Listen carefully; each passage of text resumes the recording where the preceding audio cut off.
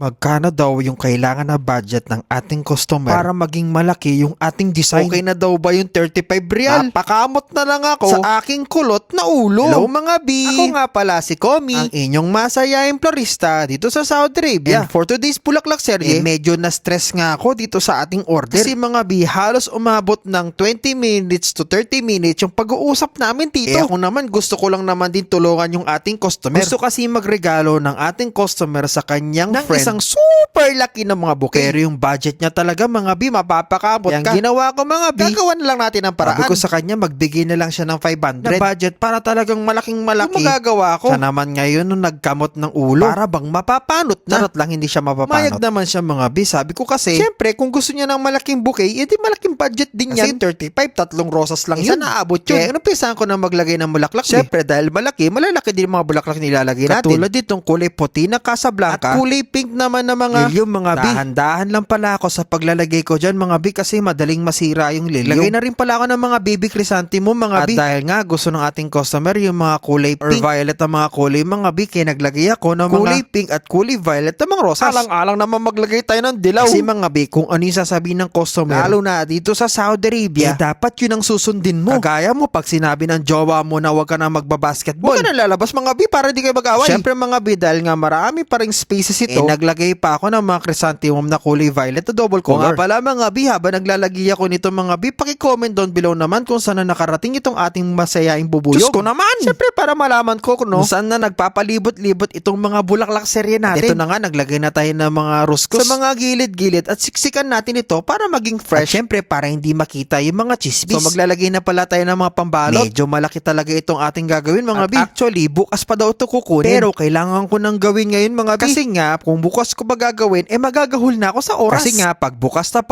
ng aming shop, dun niya kukunin itong ating design. Ay, naku, huwag tayong mag-overtime. Wala naman bayad yun. At syempre mga B, maglalagay din tayo nitong mga gypsophilia. At bakit na naman may gypsophilia? Syempre, panakip butas, parang ikaw. Sorry, may ads. At syempre mga B, spray na natin para maging fresh itong ating super Ugal Matic Mega Ultimate na bouquet na sobrang laki talaga. Pero may budget. O diba, napakalaki talaga ng bouquet nito mga B. Iba, gusto nyo bang makatanggap ng ganitong bouquet mga B? Syempre, comment down below. Tuwang-tuwa yung ating customer na makita to at sobrang laki nga daw. Hindi daw siya nagkamali na dito siya nagpagawa sa ating. So ano pang hinihintay nyo mga B? Kung nagandaan po kayo, paki-comment down below naman. Syempre, wag nyo rin po kakalimutan na mag-share ng ating video para magka-blessing kayo sa katapusan. Mag-like, mag-follow at mag-subscribe para sa mas marami pang mga bulaklak serye. Syempre, nahatid sa inyo ng one and only na masayaing florista dito sa Saudi Arabia. Syempre mga B, walang iba kundi si Komi. So paano ba yan mga B? Kita-kits ulit sa susunod na bulaklak serye ha. Always stay happy ha. So paano ba yan mga B? Kita-kits! Mama chup chup!